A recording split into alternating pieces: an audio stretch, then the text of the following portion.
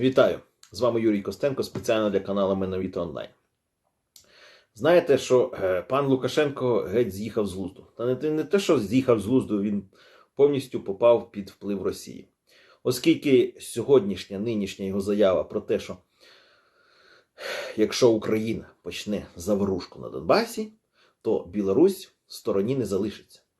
І більше того, він сказав, що ясно, на чиїй стороні вона буде.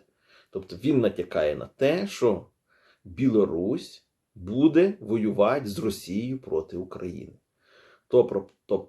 Те, про що всі боялися, і воно офіційно не казалося, що можливе вторгнення в Україну з півночі, якраз з боку Білорусі. По Україні, Україна і сном, і духом не хоче і не збирається починати щось на Донбасі. Це однозначно.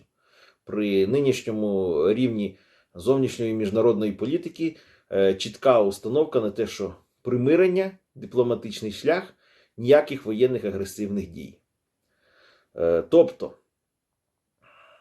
Путін фактично вже Лукашенка поглинув.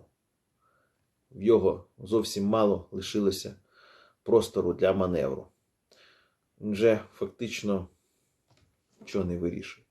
Але хай він не думає, що якщо він буде цим грозить, йому щось то допоможе.